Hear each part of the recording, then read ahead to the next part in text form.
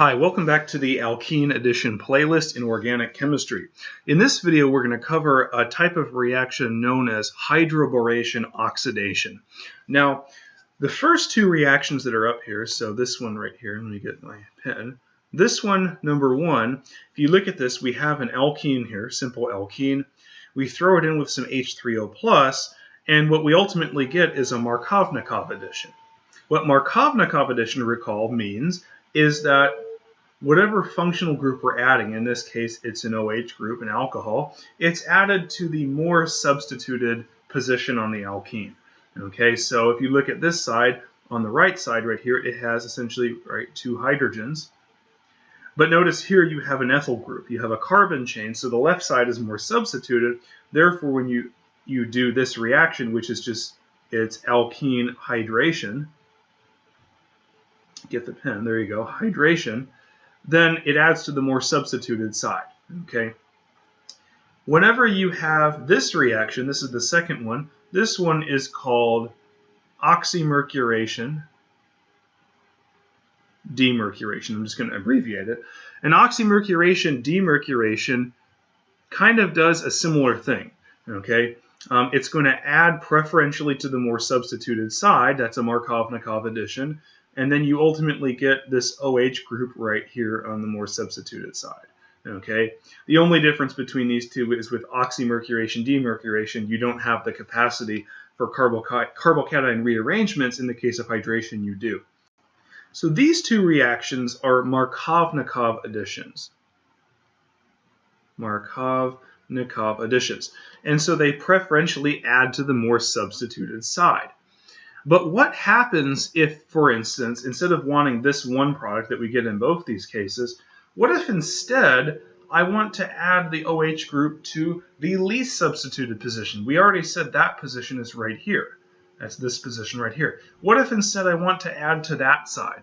Well, then I can't use any of the reactions that I've done before because they all add to the more substituted side. So when I do this type of reaction, I'm going to do something called an anti-Markovnikov addition, and so I'll be able to add OH to the least substituted position on the alkene. But the question is, what reagents am I going to use to accomplish this? Well, the reaction is called hydroboration oxidation, and so the reagents I'm going to use are going to be borane. So this molecule right here, the first one in step one, that's borane. Borane essentially is just this molecule right there. That's borane. And then I also have a molecule called tetrahydrofuran. Tetrahydrofuran is essentially this molecule right there. That's THF. Tetrahydrofuran. And then in the second step, I'm just going to use hydrogen peroxide and sodium hydroxide. Now, in this video, we're not going to look at the mechanism of hydroboration oxidation because the mechanism here is actually pretty complicated, and I don't want to really get into a lot of things that could confuse you. We'll cover that in a separate video. The mechanism is really not that important for understanding how it works, but we will cover it in a separate video. Here, I just want to get you familiar with predicting the products here of how it works.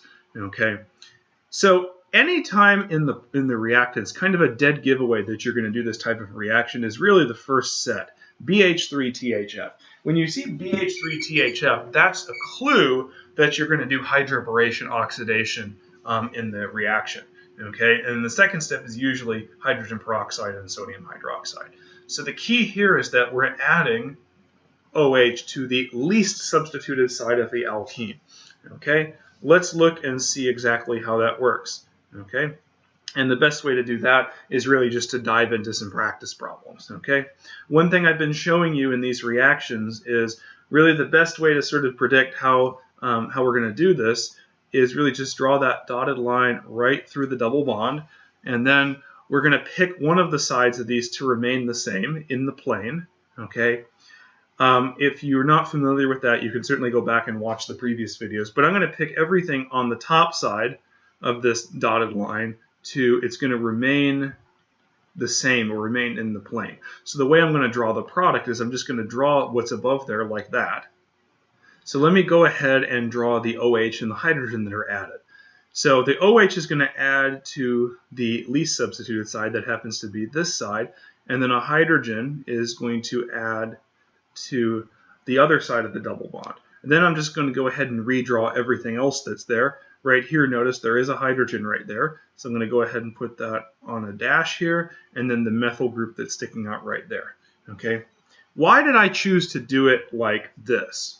Well, hydroboration oxidation is something that's known as a Syn addition, okay? Which means that whenever I draw the product of this on an alkene, it means that the OH and the H that are added across the double bond, these two groups right here, they have to be on the same side of the double bond, meaning that they're either both on a wedge or both on a dash. That also implies that I could get another product. So let's go ahead and draw this. But instead, I'm now going to draw the OH and hydrogen on dashes, right? And then the other things that were there, this white hydrogen, I'm now going to draw on a wedge. And I'm also going to draw the methyl group here on a wedge. So whenever you do hydroboration oxidation, you have the capacity to get a pair of stereoisomers. In this case, these are enantiomers of one another. Okay, so you do have the capacity to get that. Okay, and these are just non-superimposable mirror images of each other. So anytime you do this, it's going to be a Syn addition, but you do have to watch out for if you're going to generate some kind of enantiomer. Okay, let's look at another example. Recall there are some hydrogens here. My question to you is, what is the least substituted side? Well, that's the left side right here. That's this position here. Let me do that in a different color. Do that in yellow. This is the least substituted side. So I'm going to add the OH group right there. So what am I going to do first to figure this out? I'm going to draw that dotted line right here through that double bond. And let's just pick everything on the bottom here. It doesn't matter which side to remain the same in the plane. So what am I going to do for the product? I'm going to have my hydrogen and that's all going to remain the same. Let me do this in blue. The OH I'm going to add to the least substituted side because it's hydroboration oxidation. This will be my OH. This will be a hydrogen right there. And then the other things that are already there, this hydrogen and that hydrogen, I'm just going to, let me do that in white. I'm going to add those on dashes. Right? In this case, notice this position right there is not chiral. This position is also not chiral because they have multiple of the same groups. In this case, they're hydrogens. So this is my only product here. I don't get an enantiomer because this is not chiral. Okay, so that's my product there. Okay, hopefully that's starting to make a little bit of sense. Here I have another alkene right here. I'm going to do hydroboration oxidation. Recall that there are several hydrogens here, right? So let me go ahead and draw a dotted line through that. Okay, hopefully by now you're starting to get a hang of this, especially if you've watched some of the previous videos. Let's go ahead and we can choose this side, everything on the top of that line there to remain the same in the plane. So let's go ahead and do that. So all that stuff's going to remain the same. The OH, where is it going to add? This is the least substituted side because it has two hydrogens. There's a carbon chain on the other carbon. So that position in blue there is the least substituted. So I'm going to add the OH there. So let me go ahead and draw that right there on a wedge. There's my OH. And then the hydrogen that I'm adding, there's in blue. Then whatever is already there, this hydrogen and this one, I'm going to go ahead and just put on dashes. So just keep in mind, one of the things I'm doing here is I'm literally saying that because this is a Syn addition, okay, hydroboration oxidation is a Syn addition, that's why the OH here and the hydrogen that I'm adding in blue, they go on the same side, and therefore when you draw it, they both go on wedges. Or you can put them on dashes. However, in this case, notice this position has two hydrogens, it's not chiral. This has two hydrogens, it's therefore not chiral. So this right here, this once again is my only product. There's no stereoisomers there. Okay? Hopefully that makes a little bit of sense. All right, here's a molecule. This is benzene.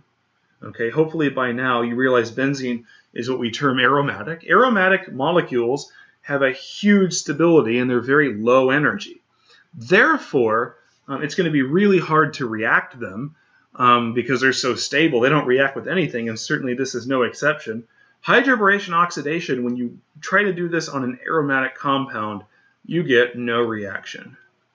So you're just left with benzene. So when you have benzene, or if you have a more complicated aromatic molecule, the aromatic component, or at least in this case it's the whole molecule, doesn't do anything with hydroboration oxidation. So if you see benzene or something like this, even if you see maybe two benzenes joined together like this, that will also do nothing, no reaction. Okay, it's only going to do this on simple alkenes. Okay, here's another example. In this case, we have 3 double bonds, so we're going to basically do all of these reagents essentially in excess. Okay, the XS is just sort of play on words for excess. It just sort of sounds the same. Okay, and I can go ahead and just tell you this: since we're essentially adding OH to all the least substituted sides, which where the least substituted, that's this position, and this position. You can prove this to yourself by looking at the molecule, but if I add OHs there, I'm not going to be getting any stereochemistry, okay? So I'm not going to have to worry about an enantiomer. But in any case, let me go ahead and draw the carbon skeleton. And then what am I going to do? I'm just going to add an OH on all the least substituted positions, like this. And if you wanted to, you could even go ahead and draw in the hydrogen that was added along with that. In that case, the hydrogens that come would actually be added in these positions, because notice the double bond was there, so we added the groups there. This double bond was here, we added those groups there, and then we had another double bond there, and we added those things here. Okay, so in this case, if you have a triene, this is a triene, there's 3 alkenes, you're going to get a triol with all of the OH groups being added to the least substituted side. Okay. Okay, let's do 2 examples that actually have stereochemistry here. Okay, where I'm going to have to worry about that. So here's an example of an alkene. Now remember I said that when you have an aromatic component of a molecule, when you do this hydroboration oxidation, nothing happens. So in this part, I don't have to worry anything about the benzene right there, the phenyl group. I just have to worry about this alkene right here. So I'm going to draw that dotted line through it. Let's just go ahead and everything on that side of that line, I'm just going to keep in the plane. It might also help to remember I have 2 hydrogens right there. Okay, so let's go ahead and draw everything. So here, all that stuff remains the same. Let me go ahead and add the OH. I'm going to do that in blue. I'll add that on a wedge right here. Excuse me, I made a mistake there. Remember, the OH actually goes on the least substituted side, which is over there. Sorry. OH goes over there because there's 2 hydrogens versus 2 alkyl groups, and then my hydrogen that I'm adding goes there, and then everything else that's already there, this hydrogen is going to go here on the dash, and then the phenyl group, which I'll just abbreviate as pH, that's pretty typical, goes right there. Okay, now notice one thing, even though the hydrogen actually went here, we still generated a chiral center, so that means I have to worry about the enantiomer. So let me just go ahead and draw that. And the only thing I really have to do there is basically take the hydrogen here, put it on a dash. This OH that I added on the least substituted side, again, put that on a dash. And then everything else, this hydrogen right there that was present already, that's a wedge, that's going to go on a wedge. And the phenyl group over here will also go on a wedge. And these, therefore, are going to be a pair of enantiomers. Okay? So if you know that you're going to generate a chiral center, then you do have to worry about the enantiomer. Okay? Let's look at this one. This one's a little bit more complicated because this side of the double bond, this carbon right here, actually kind of loops around back on itself, but we can still deal with it pretty easily. Once again, we're going to draw that dotted line right through the double bond. Okay? Let's choose everything on this side to remain in the plane, okay, or the same. So what I'm going to do is I'm going to draw, there's that methyl group right there. I'm going to keep, I'm going to keep this side the same. I'm going to wait to draw the rest of that, and you'll see why in a minute. But basically, I'm going to add the OH to the least substituted side. Which side is that? Well, the least substituted side here is this side because there's 1 carbon group here versus 2 on this side. Okay, so that means the OH, let me go ahead and I'm going to draw that on a wedge. Here's the OH on the least substituted side, which means that the hydrogen would have to be on the most substituted side. And then that means everything else. So I'm going to put this group going on a dash like that. And then this isopropyl group. And then remember, there's another hydrogen right there hiding. I'm going to also put that on a dash. Now, once again, notice that I've actually generated two chiral centers. This carbon is chiral because it has a methyl, a hydrogen, some other alkyl group, and an OH. This carbon is also chiral because it has a hydrogen. And even though these are two CH2s right here, going around the ring, going, I could say, clockwise, it's actually different than going around the ring counterclockwise because of this isopropyl group that's sticking out. Okay, so that means I am going to generate an enantiomer here. Okay, let me go ahead and draw this. I'm going to sort of do the same thing I did before. Here's my CH3. Okay, now remember, I'm going to add the OH on the least substituted side. That's still going to be this side. I'm just going to put it on a dash this time. Okay, and then the hydrogen that I add in blue, that's also on a dash. And then everything else is kind of the same. This hydrogen right there, okay, remember that's going to go on a wedge this time. Okay, and then this group that's going to complete the ring, I'm going to go ahead and put that on a wedge. There you go, and then put the isopropyl group. And then these are my two molecules that I get. These are stereoisomers. They are enantiomers of each other. Okay, so hopefully this gives you a little bit of intuition on how to do hydroboration oxidation. Okay, the main thing with hydroboration oxidation is just remember all the other sort of hydroxyl making reactions that we've seen. So we've seen hydration, we've seen oxymercuration, demercuration. Remember, all of those are Markovnikov. They add to the more substituted side. But because in hydroboration oxidation we're doing an anti-Markovnikov addition, it's always going to be the least substituted side that we add to. Okay. One other thing I want to just say before I conclude this video. Okay, let's compare these two molecules right here. Okay, so if I have that molecule right there, now let's say I have a different alkene. Something like this.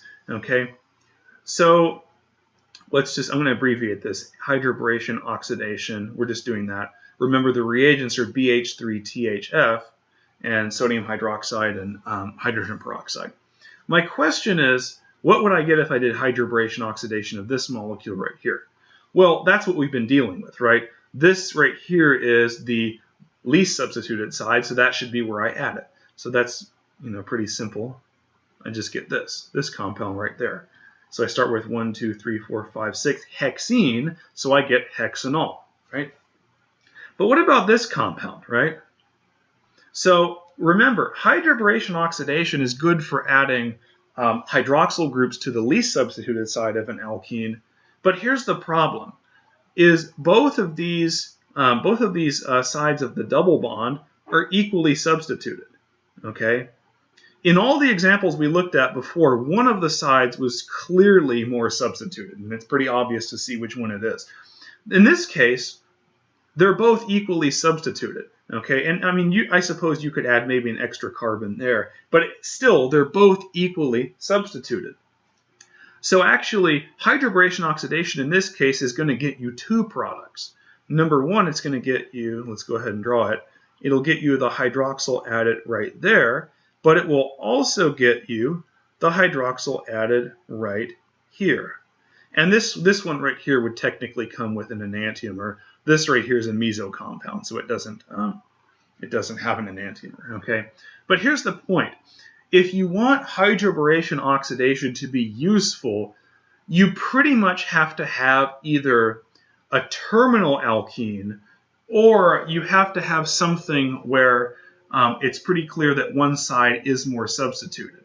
So say you had another example like this. One of the examples we've seen. Okay, in this molecule, it's pretty clear which side is more substituted. This is the more substituted side on the left, and this one's clearly the least substituted, so that means the OH is going to add right there. If you have no side that's more substituted or less substituted than the other, then it's sort of a useless reaction because you're not going to be able to control which one of these molecules you get. They're constitutional isomers of each other, but clearly this would be heptanol. 3-heptanol is not the same as mesoheptanol or 4-heptanol. Okay, they're not the same. And so when you have some alkene like this that's not terminal, or it's not